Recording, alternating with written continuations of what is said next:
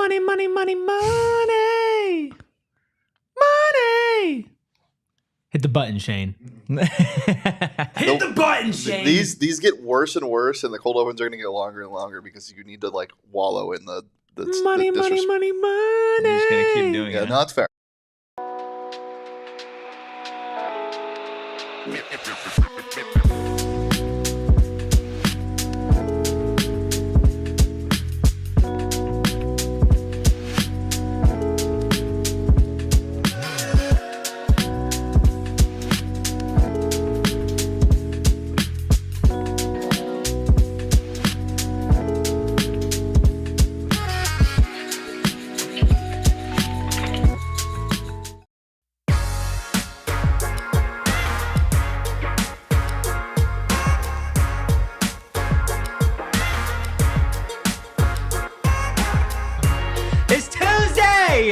And welcome into the PHNX Sun Devils show, of course, coming to you live from Studio K, presented by Circle K. Make sure you join Inner Circle for free by downloading the Circle K app today. Terms and conditions apply at participating locations. Visit CircleK.com for details. I am Anthony Totri, joined as always by Chicken Little. That is, of course, Erik Ruby. We've got the Deli Man behind the Mac making all of the magic happen. You hit that button every day, and every day I laugh because it's funny.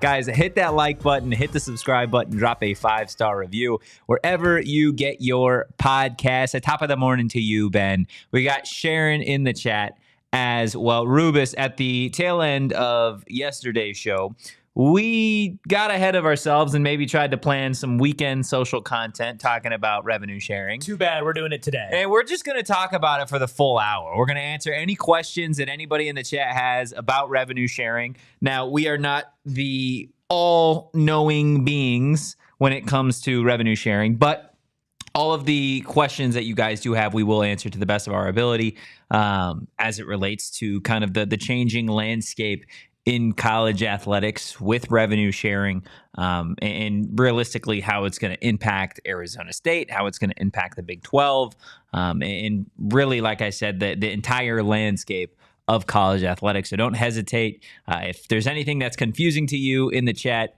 it's probably confusing to a lot of people. Just raise your hand and Professor Totri will get to you. Professor Totri will get to you. I hate that. I hate that, by the way. I never have them call me professor. I hate that. It's so bad. It's so bad. The students that I do teach, they're like, professor. I'm like, no, we're not gonna. There's only one professor, and that's Professor Oates. Yeah, you're right. It's Professor Oates, Professor Old Dog Legs. What's up? Hey, everybody. Professor Oates here. Oh my goodness. Ben says, when did they start sharing revenue with me? You know, I will get right back to you on that when I start to get a piece of that $20.5 million. That's going to be floating around. Yeah. Did you get some? You didn't? Damn. Yeah, man. They figured $20.5 million cap. Best spend is $2.5 million with Erik. Wow, Ruby. $2.5 million. Yeah. You just throwing that out there. Sure. Huh? Wow, that's incredible. Well, you have stuff. to report these things per the new. You do, the College Sports Commission. The College Sports Commission. So which isn't going to work, by the way. You know, about 10% of the NIL cap is going towards one half of PHNX Sun Devils. You should talk to Graham about that. Yeah, I'm gonna get right. Maybe he'll throw you like $10-15 to your $2.5 million. Is that the worth right there? Is that? No, I don't think so. Okay, but life isn't fair. Yeah, I guess clearly not. $2.5 million to $15 is definitely not fair. But just a little bit of a refresher to start today's show on the revenue sharing. So it will be a $20.5 million cap for each of these Division I universities. Roughly 75% is going to go to football. Now, again, that will be kind of based off of each individual school. They'll got to kind of choose where they want to go. Do you think that's for Arizona State specifically, 75% football? Is that what you think realistically they end up doing? I think 75% is the lowest that I would be comfortable with. Do you? For what's the State. highest you think they would? I think 80%. I think, and it's not drastic, but between 75 to 80, I think is a fair number. Again, college about football. $1 million. That's about an extra $1 million. College football is king, right? And $1 million is going to go a long way. That could fill you out a couple of players right there. But with the 75% likely going to football and the majority of Division I universities, 15 to 20% is likely to go to men's basketball. Now, we touched on it a little bit yesterday. There are some schools that don't necessarily invest in their football program or don't even have football programs in general, which is going to allow them to really throw a good chunk of that $20.5 million, more than likely to their men's and women's basketball programs. Like U of A. Yeah, there you go. Like U of A. You got the 75%, the 15 to 20%, and then the 5 to 10% of what is left over, more than likely set to go to women's basketball and whatever is left to the non-revenue sports. For you, kind of same question. For the 75% for football, the 15 to 20 for men's basketball, 5 to 10 elsewhere? I think 75 for football, maybe early on, 80 for football to help sustain what's been going on and build more of a foundation so you don't need that extra 5%, that extra $1,000,000-ish in the future, and that can be redispersed. Men's basketball is not getting 20%. You don't think so? No, not at Arizona State. Ever, or just going into the first couple of years? Honestly, I don't want to say ever. That's it's a pretty big stamp, but you're not putting 15 to 20% into a team whose coach is a walking dead man. Or a dead man walking. There you go. You got there. You had the right word. word. I was thinking sitting duck. I was about to say walking duck, which is not. I've rubbed off on him, Shane. I'm notorious for mixing up sayings. Well, you like combine two together. Which is almost cool. It's almost a cool way to do it. Yeah, almost. It's almost cool. Yeah, almost cool. Almost It'd be really cool if you did it on purpose. Yeah. That's why it's almost cool. Yeah, I guess that's fair. So you don't think ever 15 to 20%, huh? I think if you get a new coach and they build an infrastructure there, but so what's 15% of 20.5 million? 10% is like 2.05 2.05 million. So we're talking about $3-ish million for Arizona State for men's basketball. For men's basketball if they get 20% of it, right? Which isn't going to, by the way, put you in like the big leagues of like Big 12 basketball. These teams that are also in this conference, I think, that have a little bit more history behind individual sports, which we kind of talked about a little bit yesterday, right? Like, I wouldn't be shocked if Kansas opted to invest more than 20% into their men's basketball program.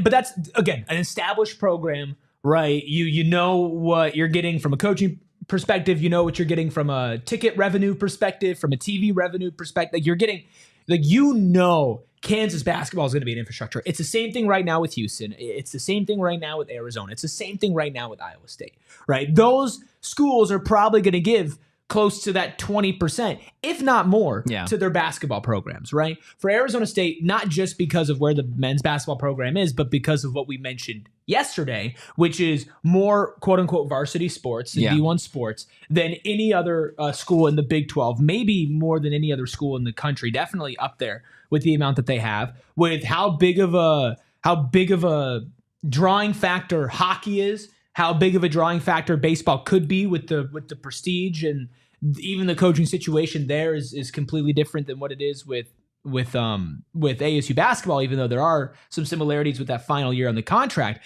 Softball as well is back on track. Women's basketball, you're investing a lot of money in. Then you have golf. Then you have volleyball. So, okay, David, that's just completely through. This is the area where I want to see you improve. This is your new half New Year's resolution. Is not letting David specifically David. Every time he comments, he's such a legend, right? Like I gotta be. So going back to we'll talk about InGen and their demon technology later. But going back to the actual conversation at hand, Sharon says, is it smart to spend everything or spread everything around and be average to mediocre, or invest in the sports we can compete in and sacrifice the programs we probably can't compete in? And we know what Sharon's saying. She wants to cut the basketball program completely, I think. Yeah. I mean, it would be a lot easier than than Rubis is against it either. But so this you know me, I hate hoop. So the topic here is, should you look ahead to the landscape of the conference you're in and say, we probably won't be able to compete in this, let's allocate funds somewhere else, or do you not do that? And I argue you don't look ahead, because we've seen how unpredictable things can be. Yeah, we were expecting Kenny and this football team to be a lot better than people thought. No one expected them to win the Big 12 championship, including this office. Yeah. Well, and I think, again, we talked about it a little bit yesterday, but with Najari Candy, right, at Texas Tech, like one investment, now granted it was a $3 million investment, but what that did for Texas Tech softball has completely changed the landscape of what they think is possible now for that specific program. And so think I about think that that's with a fair one point. And think about that with one player, right? I mean, we're talking $3 million. That's what? That's the full 20%. That's 25. Like that's one Nico Amalivia. Yeah, that is one starting Division I quarterback, please. And that's one player, right? That's one player. Yeah. So there's this thing when you look at basketball, and what was it? James Harden was like $600,000. I think so. Yeah. For the donation, and that went a long way to get Quaintance and Sandin and Ali, and you can get some talent. Right, with less than $1 million. Yeah, evidently. Again, Arizona State is an attractive place. But can you compete? Exactly. Is kind of the difference. And so, like, when I'm looking at 15 to 20% for men's basketball, I can't imagine that they go close to 20% with the current state of the program. Maybe in 2 to 3 years, new coach, new foundation. Right, you're not going to go in and try to be, I think, a big spender right away when you get a new coach, because that's going to put some big expectations. And you have other programs that are ready to compete right now that might deserve that extra 0.5% or percent, whether it's hockey, whether it's volleyball, whether it's women's basketball, whether it's softball. Maybe baseball gets a little bit extra piece of the pie. And we also know that Graham really cares about this athletic department as a whole. Yeah. This is not just a football-driven athletic department. This is not just a football-driven school. That being said, football is king. Football will be the driving factor, and I say that as a basketball person. But I don't see 15 to 20. I think 15% is the top of the line that I could see towards men's basketball. I could see them for the next year or two getting below 15%. Well, and we brought this up yesterday, but didn't really get too much into the numbers. But Texas Tech, in kind of a rare circumstance, at least as it stands right now, already kind of discussed what those numbers are going to look like across their athletic department here. So just for an example, this is what the Texas Tech athletic director, Kirby Hokut, and the deputy athletic director, Jonathan Botros, said just in terms of like what the distribution is going to look like. Said about 74% of that money is going to go to football players, 17 to 18% to men's basketball, 2% to women's basketball, 1.9% to baseball, and smaller percentages to other sports. So in dollar amounts, that's about $15.1 million to football, $3.6 million to men's basketball, and less than $500,000 each to the other teams. Can you read the first two percentages again? Sorry. 74% to football and 17 to 18% to men's basketball. Yeah. Which, again, like, you figure the majority of this money is, regardless of the university, is going to go to those two programs. Yeah, and this is probably an extreme situation too. I mean, look, I think a lot of schools are going to be teetering between that 70 to 80% for football. Yeah. Like in reality, that's just going to be what it is. But Texas Tech, especially right now, it's kind of a unique situation. They spent the most money they've ever spent in anything ever on this recruiting class in football and this transfer class in football. So this year, so we'll see what comes of that. But I think like if you were to look at these rev splits, I don't want to speak for you guys, but that's pretty similar to what I would think would happen. Like if I was in charge of allocating this revenue, granted, as we talked about yesterday, ASU's in a different situation with hockey. But that's probably around the same of what I would do. We also think like the spend for hockey to be an elite hockey program is not going to be nearly as high as it is for football or basketball. But so when you see that's like not a small, necessarily true though. But when you see a smaller percentage, I do think that just the overall cost per player or the overall cost, like I don't think, and this could just be me being naive, I don't think that like an individual player is going to cost you as much as an individual basketball player, right? Or maybe obviously there's a ton more names in football, a ton more spots per roster, but some of the top end guys, like a top end football, top end basketball transfer, top end basketball, it's going to cost you more money. It's going to cost you a lot more money than top end hockey recruit. 100%. Not that hockey recruit's going to be cheap, right? But it's not going to be anywhere near what if you get like the Sam Levitt of ASU hockey. they're not going to be making what Sam Levitt of Arizona State football is going to be but making. you also have to consider, again, kind of like I said earlier, and like we discussed yesterday, not every school that is getting a part of this revenue share to play with has these major sports, right? Not every school has a football program that they're going to invest in. Not every single men's basketball program is going to get 17 to 18%. Colorado and Iowa State don't have baseball teams. So that is immediately going to allow them to throw far more money at football and some of their other sports, right? So that's something that, again, I think you kind of have to consider. Like, do we think that Arizona State is going to invest 17 to 18%, again, roughly $3.6 million of their 20.5 allotted revenue to men's basketball? And because you do, I think eventually you have to think of it like an investment, right? But I think right now they don't want to invest in it because why invest? Why invest right now in Arizona State basketball? I'm Genuinely with you. I'm 100% with you on that. And again, these are things that, like, and we'll get into it a little bit down the line. Is like, this is yearly, pretty much, right? Yeah, so you can change. You get 20. Lock it in. So if and that's a perfect, point of conversation for what we're talking about men's basketball here, right? Is like, if you look at Arizona State's men's basketball program as it stands right now, one returning transfer, a guy that wasn't even on the roster until January of last year. He's not demanding a high dollar. But I'm not saying that's nothing against him. Yeah. Just looking at the overall program in general, a bunch of smaller, lower level transfers from other schools, from other countries, whatever. You don't have like a big splash name. There's no Quaintance. There's no Sanin. There's not even an Amir Ali. You opted not to extend Bobby Hurley, your men's basketball coach, allowing him to go into the final year of his contract. So let's play in that game of, hey, let's say this revenue sharing went into effect last year, right? What realistically does Graham invest in men's basketball going into this year out of the $20.5 million? We're talking about if this was last year going into what we just saw last season. Yes. Let's say going into not going into last season. I'm saying, like, let's play in a game where it's like, okay, Bobby's going into his final year of his contract. We decided not to extend him, blah, blah, blah, blah, blah.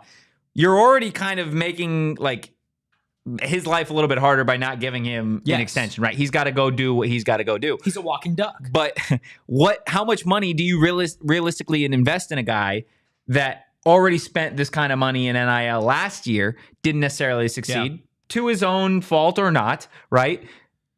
Do you let him kind of play out this final year of like, hey, here's 15%? Well, that's the question. Do you even touch the 15% with him? Because the way that he's filling out a roster, there's no way that the roster that he has filled out right now is 15% of the $20.5 million. No, it's not even close. If you're looking at, unless Molodum is making way too much money.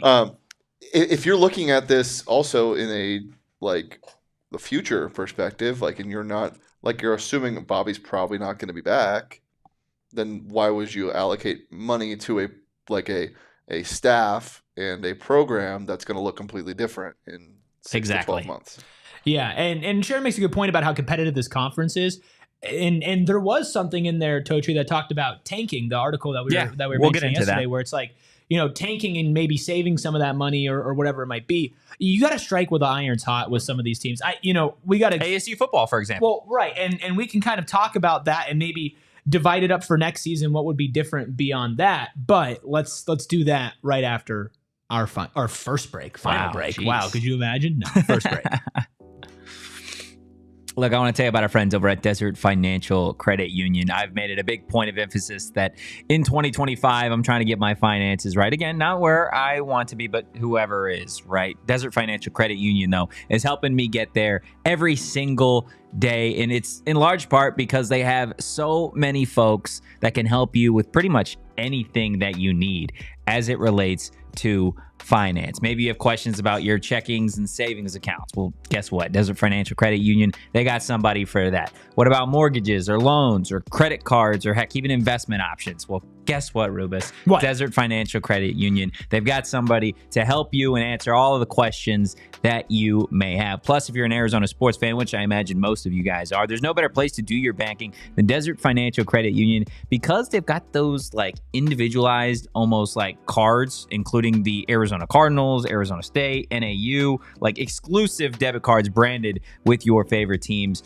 Rep your favorite teams with DFCU. And when you open a free checking account online, get $200 in bonuses. Get started by visiting desertfinancial.com/200. Said a couple words in that ad read, Totri. Said branded and rep your team. Well, that's a perfect segue to branded bills. Hey, what kind of hats are we rocking right now? Branded bills. Spin. Whoa. And I knocked my water bottle over, man. But it was close. It's okay. Has anything ever good come from you spinning? No, but they got to see the entire Branded Bills hat. I guess that's I'm a good wearing, thing. The entire Branded Bills hat that Totri is wearing. The best part is if you need snapbacks, truckers, fitted beanies, or tees, Branded Bills has you covered with performance and style. Whether you're putting together a nice fit, you're going out on the town, you're having a fun night out on Mill, or maybe you're trying to be a little more active. You're going to the gym. Maybe you're playing basketball, want to keep the sun out of your eyes. Branded Bills is perfect for every single scenario. Huh? Breathable hats. Very breathable. Very breathable, but they look good. The material doesn't wane. I've been wearing mine consistently multiple times a week for like a year now straight at this point, however long Branded Bills have been around, and it has basically held up the exact same quality that it had when I first got it. And I feel like mine today almost looks like I'm wearing a captain's hat. Yeah, you look I good. like it. You look good, and you can also look good if you want to get your own Branded Bills hat, whether it's your own custom hat or Suns, ASU, Arizona specific one, not, the University of Arizona, even though they have those. Head to brandedbills.com. Use code BBPHNX for 10% off your first You can order. also look in our store, and we have our own Branded Bills hats. Oh, I love our Phoenix Branded Bills hat. Yeah, it's the best. That's my favorite. It is the best. Sharon, I know you're not rooting against ASU basketball. Sharon is ASU basketball's #1 hater, but to atone for it, you can go to a pool party on July 3rd. You can. A pool party. It's Shane's birthday. It's my Shane's birthday party. Also known as the PHNX Pool Party at Chase Field. We've got the right field pool reserved on July 3rd, and we're inviting you to come hang out with the PHNX crew and the other diehards for Shane's birthday, and of course also for Diamondbacks Giants, complimentary food, non-alcoholic beverages for the entirety of the game. This is a bucket list item for sports, is it not, to go to the Chase Field pool? No, I thought you were saying to go to the game. celebrate To go to a game with me. with you. Oh, yeah. No. But in all seriousness, there's like being at this pool. I remember like when I was a kid, I was like, I have to go there, and I'd always like ask my parents, and they'd be like, "You are never going to the pool." Like It's not happening. It is so expensive, and thankfully, the overlords at ALLCITY have blessed us with this. The overlords. Which is they did it last year. Unfortunately, I was in Europe, so I wasn't able to go. But Oh, Unfortunately, by God. the way, he was You in. Yeah. okay? Wah, Did wah. you ever recover from that? unfortunately, I was out of town, so I wasn't able to go. But this year, I'm there. My tickets have been secured, and I got my For your birthday party? for my birthday party. I Wow. bought my own tickets with our diehard discount. Which, There if you you're a go. diehard, you get a 20% discount, and that takes a huge chunk out of this. Huge chunk. That's why you got to become a diehard, like Big Ten Jed became a diehard. Courtesy of Sharon paying for it. Big Ten Jed said, here's a good question. Who's the best swimmer at PHNX? It's Emma. It's Emma who and used to it's swim. Not even close. Who's Our- the best swimmer here? Okay. Our social- You can't just say used to swim. Like You know what I mean? Like, She- actually, like, was competitively she not a swim. college swimmer? Yeah, she was a college She's swimmer. like a competitive college swimmer. Yeah. Butler, So- go Bulldogs. Who's the best swimmer in this room? I I mean, Shane's got pretty good length. I got the length. I got some good form too. yeah. I feel like it'd be Shane. I was on a swim team for like a little bit, not very long. Oh, then though. it's probably you if you like You're on a have swim like team? I was on a technique. swim. Yeah. Wow. Like a club swim team. What was your favorite stroke? Breast. I was gonna say the last one, but it's just me. Freestyle? Oh, Anybody? okay. Congratulations on getting there, Rubens. Congratulations on getting there, man. Jeez. Cap revenue. Yes. So we're kind of diving into what does basketball get for this specifically, and for next year, I think basketball might not even get to 10%, honestly. But the thing is, because think about the roster. There's think it'll gonna get to be 10%. no other big time additions. Who's gonna get the most money, right? The kid from Georgia Southern who averaged like 17 points per game. Well, I think this is again like talking about it now. Let's play in La La Land for a second. We haven't gone to La La Land in a while. Oh man, I love La La Let's Land. say Bobby gets his team to the NCAA tournament. I can't. Okay. I can't go No. with you guys. No, Come on. sorry. Come No, to La La Land. I'm trespassed. No. You're not allowed to go to La No. La Land? I don't want to go to Oh, La La no. Land if it's Okay, that's sorry. You have to come to that's La La too Land. Okay, La La sorry. Land. You have Go to ahead. come We're in to La La La La Land. Land with me. Okay, we're in La La Land. We're vibing. Woo, there's like Teletubbies and stuff. And Bobby has gotten ASU basketball to the NCAA tournament. Wow. He gets a contract extension. He gets a 2-year contract extension. Okay? how much money at that point do you invest from your $20.5 million? First year 15 if he does well. Second year 20. 20. Yeah, We're doing more than Texas Tech. You're doing 20% to men's basketball. I love when Erik says something that you rebuttal and he doesn't looks at the camera like, or no, he looks at me and he's like, 20%. Right. What are you talking about, dude? If Bobby gets no disrespect. So then what's the rest of your... No disrespect to this roster. If Bobby gets this roster to the NCAA tournament, secures a contract extension, proceeds to disrespect. And then next year you give him more money and he has more success. Like if he builds on that. So we're talking like if he makes the tournament with this roster, you give him 15% the next year and he wins games in the tournament, you strike while the iron 20%? Maybe like 17.5, 18%. You strike while the iron's hot there in the Big 12. I also think that you have more programs to spread the money around, so you can't even be close to that 20% number. I don't think ASU men's basketball will ever get close to 20%. I think 12 and then 15. Yeah, is the max. 15 is probably the max you can go because again, you are going 30. You're going to invest a ton of money into football, rightfully so. I think this is an athletic department that is going to spend more on hockey and baseball than maybe some of their counterparts in the Big 12. And then I wouldn't be shocked if, especially in the first couple of years, they opted to invest a little bit more money in women's basketball. It's a growing sport year over year. Men's basketball, at least for ASU, is trending in the opposite direction. You've got one of the best young coaches in the sport in Molly Miller. Like, I wouldn't be shocked if Graham said, hey, let's invest a little bit more money here because we see the vision, we see that path to success. And then you just kind of have to bite the bullet a little bit on men's basketball. And again, this is something that can change year over year, right? Which is another really interesting part of the whole revenue sharing conversation that I want to get into. You kind of brought up the idea of tanking, which again, going back to that New York Times article on revenue sharing, that was something that when they talked to like their individual sources throughout college athletics, tanking and manipulating the cap is something that is going to likely be an issue in college sports. What a sentence. Like, Shane, this probably got to make you so mad. There's a reason why I'm not tanking. It's horrible. In college sports, that's like the antithesis of who you are. Yeah, it's the worst thing I've ever heard. To quote a specific part of the New York Times article, it says, further complicating matters is the fact that the settlement and revenue share calendars operate on the academic fiscal calendar, which runs July to June. This means each football season is split across two separate revenue sharing budgets. So in theory, if you spend all $15 million on players for the 2025 season, then you aren't going to be able to pay anyone for the 2026 season until July 1st, 2026, which guess what, Rubus, that is past the spring transfer portal window. Which is stupid. Why do they do it that way? Well, it's dumb. I think the reason why they did it is because they just settled on it, and it's June.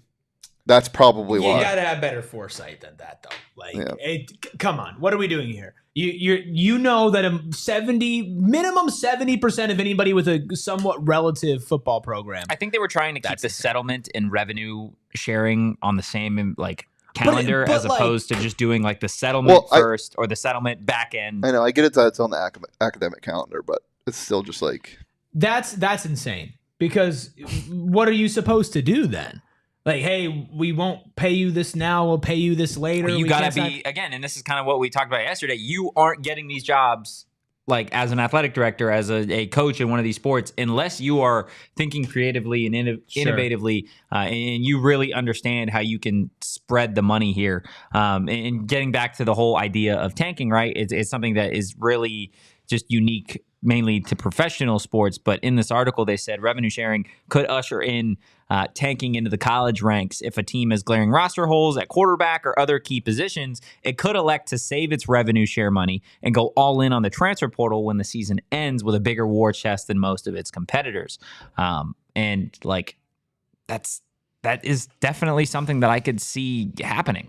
Right? I can, and maybe like for certain conferences specifically, I could 100% see this being an issue in the SEC. 100% being an issue in the SEC. Well, think about how we're talking about Arizona State basketball right now, right? You don't have a shot in the Big 12 this year, like, whatever, who cares? You're going to go from, let's try to field a competitive roster and compete this year, even if it's not going to get us somewhere, to let's just bottom out. We'll save that money, either put it on next year's basketball roster or we'll put it somewhere else. Yeah. Right? Like you are opening up the door to where if you're, let's say Arkansas has some crazy injury, right, to their starting quarterback or whatever, and they're like, okay, well, we can't go really add somebody. It's too late. It's time to allocate our budget.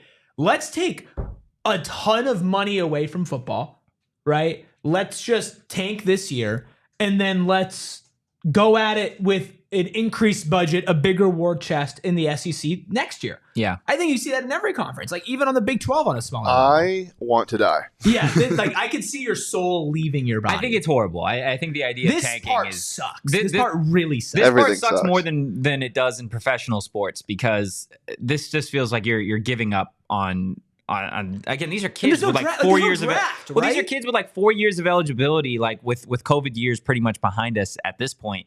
Like 5 years max if you're a grad student. Like you tanking is pretty much you saying, sorry, we're going to throw away this year of eligibility for you. We don't think you're going to be competitive. And tanking means we're not you're gonna build getting around less you. money.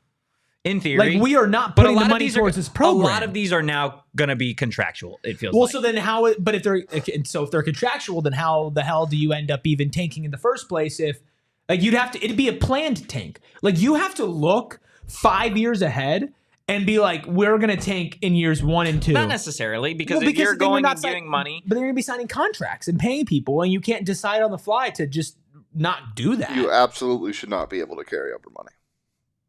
Yeah, I mean, you can't carry over money. It's $20.5 million for this specific thing, but it's like if you're going to throw X amount of money at the end of at the end of the football season, all into the transfer portal, then yeah, when the next recruiting cycle comes, you're not going to be able to give money to these recruits, whatever. So it's not necessarily planned tanking. It's more so like just, I don't know, the way that they're going to be moving this money is going to be very, very. There's going to be loopholes. It's going to get ugly. They're going to have to change the stuff. same way that there was, I mean, not quote unquote loophole. I don't want to say loopholes to NIL because there was not really any like parameters that people stayed in. People were just cheating. Exactly. People But have been cheating since as long as the sport's been around. Yeah, and it'll continue in a way, right? Which I think kind of getting a little bit ahead of the conversation, but the College Sports Commission is going to try and obviously keep everything as fair as possible. I don't see that happening given kind of what they're asking. But like in terms of manipulating the cap and tanking, like these are types of things that if I know the NCAA is not going to be hugely involved as it relates to the actual regulation of these NIL deals, whatever. But if this is something like if you are truly trying to usher in a new age of college athletics, like carrying over on the evolved version of NIL and everything that you just did for the last 5 years, then you have to absolutely come down hard on these universities that opt to tank, that opt to manipulate the cap. Which they're not going to do. Well, you can't really enforce anything when it comes to tanking, but I think you can. Again, if you're going outside of that $20.5 million, there needs to be some strict rules on what happens to your programs after that. Who's the first school that's just the biggest asshole? Like, who are we like, oh, they're manipulating it? Like, who's going to lead the charge on this? Florida? I was going to say Florida State. Florida's a great call. No, I think it's Florida State. One of the Florida schools? Because they've been wronged. Yeah, they have been wrong. Yeah, Florida State is it. Let's be clear, they were wrong. Well, they were wrong. But then that guy, he didn't eat the They poop. were wrong. He didn't eat the poop No, they sandwich, weren't. so it's all his fault. They were not I wrong. forgot about that guy. Yeah. Are we talking, you're saying they're wrong because the guy didn't eat the poop No, sandwich? I'm saying they were not wronged. Oh, you're saying they're not wrong. No. They were wrong. They should not have made the college They football were playoffs. undefeated what? Conference champions? The committee is doing its job, and they did the right thing. It was biased. The committee doesn't look at win-losses. They should. No, they shouldn't. The committee looks Well, it's at 12 teams competitiveness. now, so it doesn't matter. Yeah. But they were I was at the wrong. Grand Canyon during that selection show. You were in the Grand Canyon? Not in it, but I was at it. You were at it? Mhm. Side take or side note, Grand Canyon's kind of just Have you hiked it? no. Exactly. No. I If went if you're just looking at it, it's a big hole. It's you awesome. drive like It's 3 beautiful. hours, dude, Yeah. for Make it worth it. Let's go to an ad. Yeah, we'll be talking more NCAA cap, tanking, whatever comes with the new NIL agreements after our second break. You know, and maybe make the Grand Canyon experience more fun for you, Totri? I don't know if it would help or hurt pure you. edible. Yeah, I think that's a bad idea.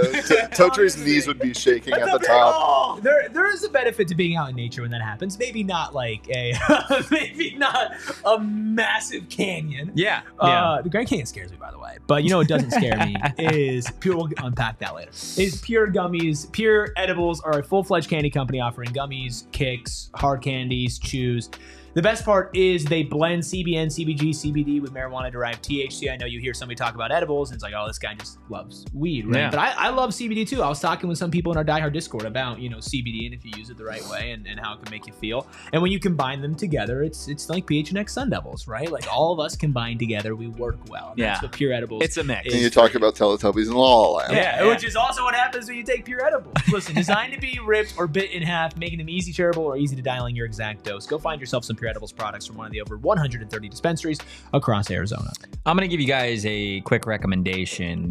Let's say you've bought your Pure Edibles. Yes. Prior to consumption, stop at your nearest Circle K. On Pick the up way to the some Grand Canyon. snacks, some drinks. That way, when you get back home, you can absolutely indulge in You can the full mash experience. a couple chicken tornadoes. You can do all of the things. The chicken tornadoes are fire. They're so that fire. They have over at Circle K. But look, Buffalo the snacks, mozzarella. the snacks and the drinks are just part of the fun, I would say, at Circle K. My favorite part is being a Inner Circle member at Circle K's free membership program. I love it because it helps me save money every time I go get gas, which I feel like I'm driving all over the valley every single week. So it helps that Circle K is helping me save money. It's super easy to enroll. Download the app, enter your email and phone number, and that's all you got to do to be an Inner Circle member. Next time you pull up to the pump, you're going to type in your phone number, and you guys are going to start saving on those deals. Join Inner Circle for free by downloading the Circle K app today. Terms and conditions apply at participating locations. Visit CircleK.com for details.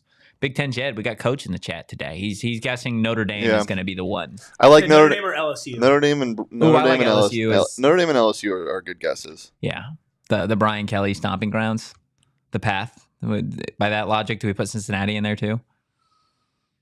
No. Cincinnati's such rule followers. Are they? Do they give rule following energy? Yeah. You 100%. Definitely.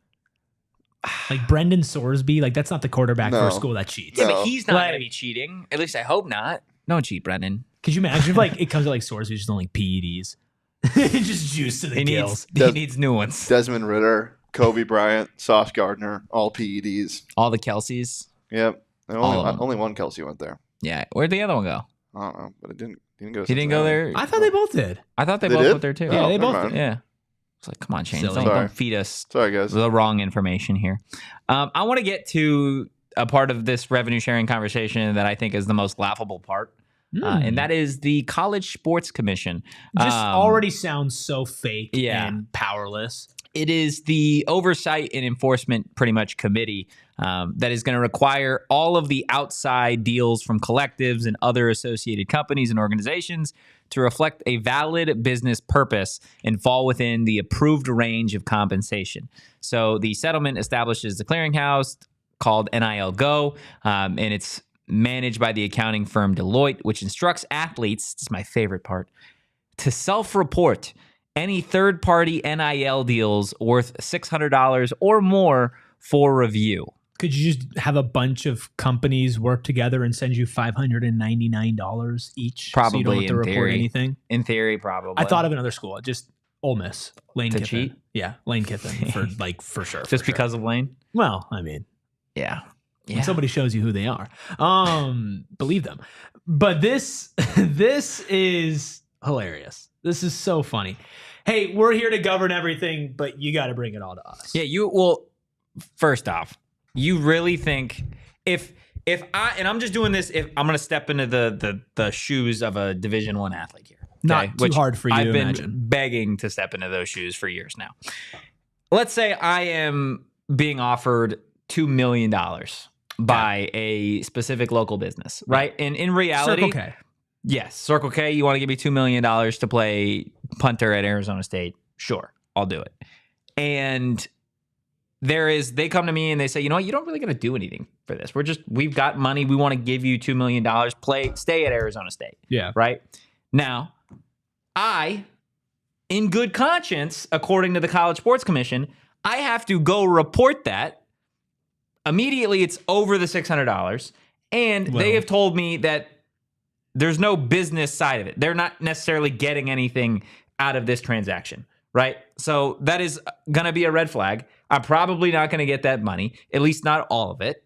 And that's going to be an issue for everybody involved outside of the College Sports Commission. Why would I report it? Why would I go? Well, is there a punishment? I mean, yeah, if you get caught, I imagine if you get caught, how are you getting caught though? Well, I don't know if maybe like individual like audits or something like that. I don't know. But who are you? Like, are you just going to audit every quarterback that's in college sports, every major center that's in college basketball? I don't know. Because if you say, "Hey, Totri, I'm going to give you $100," and we don't tell anybody else in this office, nobody will know. Nobody knows. But if you got $2.5 million, people would know. They don't have to. If you're that rich, that's another part of it though. The College Sports Commission is telling millionaires and billionaires, hey, you can't spend this money on this. You can't spend unless there's something in return. What are the qualifications for getting something in return? I don't know. You got to ask Can I the get College paid $1 Sports million Commission. per tweet and I tweet about Circle K twice? Right? Like, is that but a does that business qualify? transaction? That's another part of the And I guess that's question. kind of what I look at is what qualifies as an exchanging of like services, right? Because if it's we'll pay you $2.5 million, we want you to show up to one event. Who is the College Sports Commission to then go to this company and go to me and say that's not your value and you're not allowed to pay that if I'm technically returning a service and good, right? So, okay, we're reporting it, $2.5 million appearance fee, and I'm showing up at their birthday party to sign autographs. Like, what's the line here? What qualifies something that would actually be okay to receive money for? Is it, consistent brand sponsorship? Is it I have to wear your shirt when I do my post-game interviews? Does that count? Right? What is that? And maybe these things are being made clear to the people who it matters for, aka the people getting the I can tell you right now they're not. I'm sure. But this also just happened. Yeah. Right? It did. But this is going to go into effect in less than a month. Like they gotta go when it comes to this type of stuff. My absolute favorite quote kind of on the College Sports Commission from this article that I really, really think is kind of just going to really, it really shows kind of the mentality from a lot of individuals that are in college athletics, how the College Sports Commission they're going to have the work cut out for them here. Yeah. It says, quote, there are a lot of rich people that can't buy a professional sports franchise, but they can give a ton of money to their alma mater, said a Power Conference administrator. And if you're telling millionaires and billionaires what they can and can't do with their money, you're probably going to lose that battle. There's always a way around it. Yeah. I mean, like Shane said earlier, right? Cheating has been going on in college sports as long as you can go back. Before NIL was allowed, players were getting paid under the table. Yes. Right? Now, if you got caught, you have unfortunate situations. But this is just the latest evolution in college athletics, which means you are just going to have a new form of cheating. Yeah. Like that's how it's going to go. Your cap is at $20.5 million, right? How soon before it comes out that LSU spending $25 million, that Florida spending $30 million, well, they technically kept their $20.5 million, but all of this other NIL deals and collectives, they were giving the other money. Has anything come out about repercussion? Like anything come out about what? No. And who are they going to work with? Are they going to work with the conferences? Are they going to work with the NCAA? Well, the conferences doesn't want any part of it. Exactly. Now the conferences are their own governing body, so, and the SEC is not going to give a crap if Alabama is spending $40 million on a football team because it helps the SEC. I'm calling it right now. Somebody's going to spend a little more than they were meant to be, and however much they spent is just going to be fined and taken out. Which is not enough. What needs to happen, and this is like, if you are truly about the fairness of like college athletics in the game here, whoever gets caught first, they're going to get the hammer. They need to. They need to. The coach, I guess not the coach, the athletic director needs to It needs to be banned. He needs to be banned from working in college athletics. Yeah, you have to come down on that individual so damn hard that it scares the living crap out of everybody else in college sports to not do this. We're talking postseason bans. So like for basketball it would be the teams, death penalty. Yeah, you're not allowed It needs to be the death penalty. If you end up winning anything, it's all voided. Like the Louisville championships. And I have found the way to get around this. By the way, I figured it out. This is free game mathematically. So, yes, math. So here's the thing. It's going to take a lot of people. Right? Like overall, it's going to take a lot of people to make something like this work. His voice only gets like this when he's about to say the worst thing you've ever heard. So if you want to pay somebody $100,000, okay? And now I'm like self-conscious about what my voice sounds like. Not great for a podcast. And you don't want it to be reportable. $100,000 divided by $599 is $167. So if you can get 167 different ways to send somebody $599, whether it's like through individual donations, different companies, like whatever it might be, even just to appear that way, right? Like how hard just could that be? I apologize. That's not that isn't the worst thing you've ever said, because that is something that I could totally see somebody gaming. Dude, okay, so and again, that's what I'm saying. Like I've just figured out a way to cheat. It took me 15 seconds to think, okay, if I have to report everything that's $600 or more, and I'm going to an individual person, I'll give you from my company, I'm a billionaire, right? Which means I own a company, which means that I own probably many other companies, which means I have a lot of people in that company and a lot of people who like work with me. I'm going to give this $100,000 across 167 people, and each of them are going to individually send you $599 under an NIL payment, or $598, whatever you have to do to be under that threshold to trigger that investigation. Yeah. It doesn't say. Not even trigger an investigation. Just that's what has to be reported. reported. Self-report. Self-reporting is the dumbest thing that you could possibly try and enforce in Division I athletes that are making millions of dollars. And it rids them of the responsibility because you didn't self-report, and so that's not our fault. SEC honor rule. Yeah, that's going to happen. Sharon puts a good point in the chat earlier where it was like kids are going to get scammed out of this too, where somebody's going to think about, I just came up with that in like 30 seconds, right? If I had $1 billion and I was trying to give it to ASU or whatever, you'd find a way. You would find a way. I might bring that to them and the kid might be like, yeah, sure, screw it. Like, let's do it, right? And maybe the kid gets caught up, banned, the kid doesn't get eligibility forever because they tried to skirt the rules. Yeah. Right? These are all things that can happen when you say, we're going to enforce these rules. You are in charge of self-reporting, right? And we're going from there. Which is just, again, so stupid. The idea that you're going to have these athletes self-report. By the way, Graham, hit me up, man. Is wild. You already got the $2.5 million. No cheating. No, we're not cheating, Rubis. That's not cheating. What? That's not cheating. I want it on the record that is not cheating. Look, we are going to wrap up this entire conversation on the other side of our final break. It's not cheating. Okay. APS. You know the name because you know that you need energy. And did you know that nearly half of energy costs come from cooling and heating your home? And with the summer here, it's time to get smart about savings. That's what we're all about here at PHNX. And a smart thermostat can help you manage your energy bills. Smart thermostats can work with your APS rate plan to maximize comfort and convenience while minimizing your energy costs. If you're on the APS time of use plan, you can use your smartphone to automatically adjust the thermostat to take advantage of lower cost off-peak hours, but there's also a device that just does it for you, and that is your smart thermostat. Plus, you might think, what I gotta spend? $150, $2,000 for this? Well, APS customers may be eligible for smart thermostats for as low as $0 when you enroll in the APS Cool Rewards program. If you're not sure how to install a smart thermostat, free installs also available at the APS Marketplace. If you already have a smart thermostat at home, see if it's eligible to enroll in Cool Rewards. Find instant rebates, discounts, and special offers on smart thermostats, energy-efficient appliances, and more at marketplace.aps.com. You must be an APS customer, pay shipping and taxes. Other restrictions apply. Go to marketplace.aps.com for more information. Guys, I don't know if you know this. It is really, really hot. outside. It's going to continue to get really, really hot. So if you're anything like my parents and you're trying to avoid going outside this summer and instead you're remodeling the inside of your house, well, if you need new floors, Empire Today, they are the company for you. Of course, we tell you about all those big box stores. You go in, you got a million questions. Nobody is available to help you. They can't answer your questions. And after the hours in the store, you leave with everything, but nobody to help you actually do the install. That's why Empire Today is unlike anybody else in the game, because they live and breathe flooring, and they're going to be with you every step of the way. It's a whole different ball game when it comes to Empire Today. So make sure you schedule a free in-home estimate today, because some things are just better at home. PHNX listeners can receive a $350 discount when using promo code PHNX. Yes, that is 100% correct. $350 discount. You didn't hear a typo there.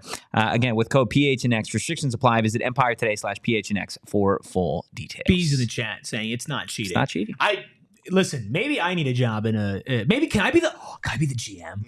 No. No. I think I should be the GM. We do have a little bit of breaking news in college hoops. New rule changes. Yes. There are now reviews. Okay. Because that's what we need. We need to make the game longer. Yeah, exact same. Well, college basketball is shorter. Exact same as the NBA. Okay. Where you get one challenge. If you get it correct, you can get another one. Don't really love it, but it is what it is. Get things right. Sure. The thing that I really don't like that's coming out of these conversations is they are trending toward moving to 4 quarters. Yes. No, that's awesome. You Why? like that? Yes. So 10 4-minute quarters? Every level of basketball plays 4 quarters. 4 10-minute quarters. The women's college I think I game said plays 10 4-minute 4 quarters. I'm here for 10 4-minute quarters. That's fine. That's fine. 4. That's what I want. 4 quarters, please. Why? I hate the halves. Why? Because every other level of basketball does it in quarters. Why are you not doing it in quarters? It's so much. It's way more collegiate. It feels college like a different basketball. game. I don't. And the momentum keeps. That's the best part about it. College basketball is played with so much emotion. And you lose that emotion through TV timeouts and breaks. So you get those 4 TV timeouts, but there's also long stretches in the half where when it's not broken up by a sanctioned break, like the momentum can be so strong. Like with a finite quarter ending, you have that inherent break. TV timeouts come, but they only come when there's a whistle. Sometimes there isn't a whistle for 5 minutes, and JT Toppin is just eating you alive, and that momentum doesn't carry over from quarter to quarter. I've never heard a basketball fan complain about a 4-quarter system. That's what you just did. Like college basketball fans will definitely complain about Is this something that's trending in that direction, or it has happened? It's trending in that direction. It's trending in that direction. There is also, quote, positive momentum from moving from halves to quarters, the NCAA said Tuesday. I honestly am more of a fan as it relates to college basketball. I used to be on your side of this argument. I think I probably had this argument with Shane probably years ago at this point.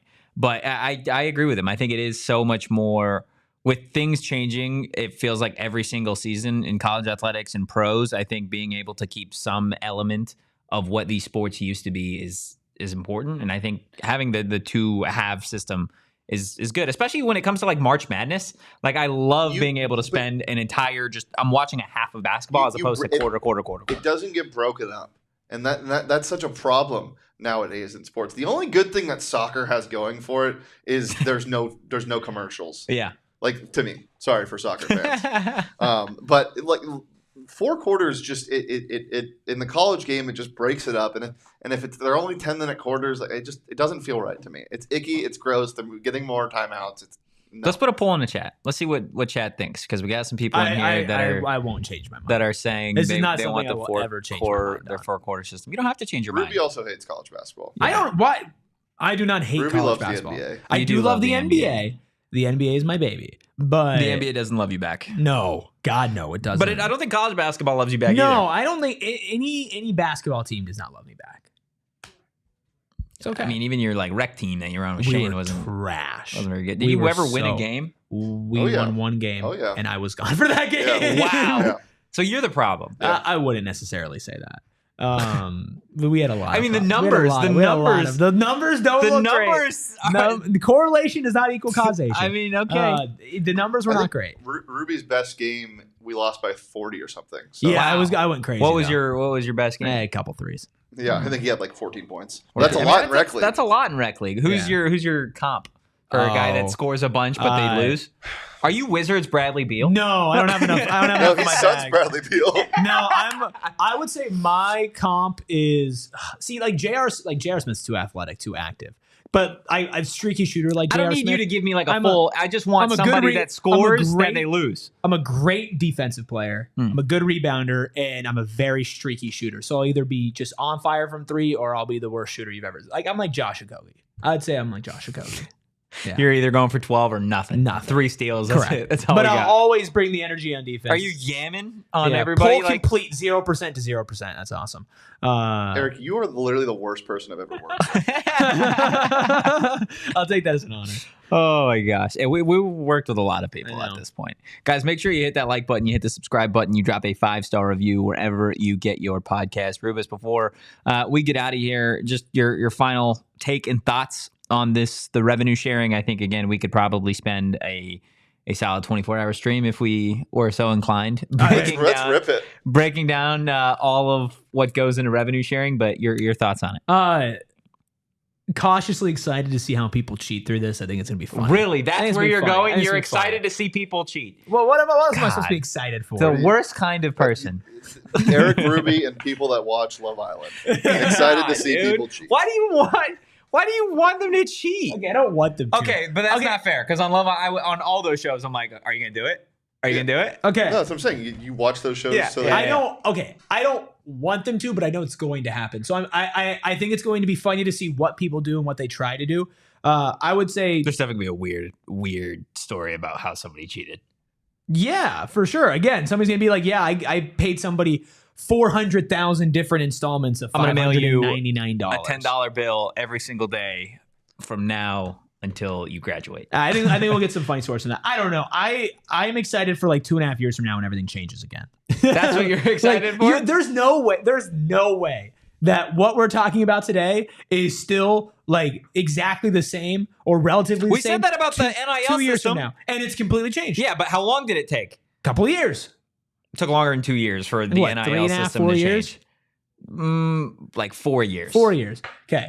This will change. VME, this changes in 2 years. In 2 years. What about it specifically? I don't know. The College Sports Commission's got to go. The College Sports Commission is going to be like renamed. The College Sports Commission is the most laughable thing, and I think, again, kind of like alluding to it, the NCAA doesn't often know what they're doing, but for the NCAA to be like, we want no part in that, that is like the one thing where it's like, maybe they're right. Maybe they're right on this to stay as far away from it as possible. Yeah. Because it is going to be the biggest thorn in the governing body's ass to try and get people to not cheat, because you got people like Ruby who talk about this for 45 minutes and immediately they're finding ways to cheat.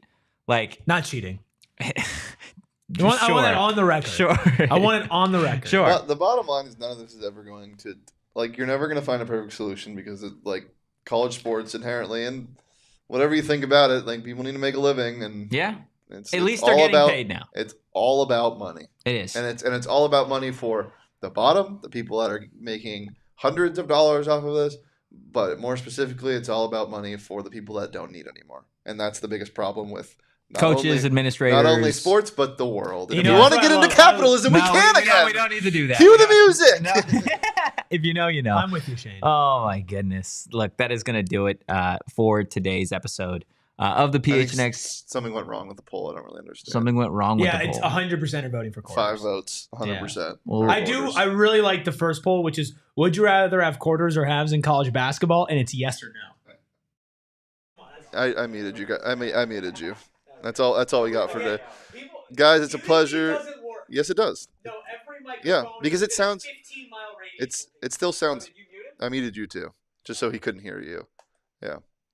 So Well, take us home, that's Shane. about all we got for the PHNX Sun Devils show. You can follow me on Twitter at Shane Deef. You can follow Eric on Twitter, aka the Strawberry Swirl Girl, or the Passenger Princess, or Professor Oates on Twitter at Erik Ruby. That's Eric with a K. And you can follow the show at PHNX_Sun Devils. But you can follow Anthony Totri at Anthony_Totri. Go Devils. In peace. You can never silence me. You have to do as always. You can follow the Deli Man at Shane Deef. No, I was doing. Oh, I got to do? Yeah. Hating the College Sports Commission, as always. Never being silenced as always. But until next time, go Devils. Peace! We all silly like the mayor.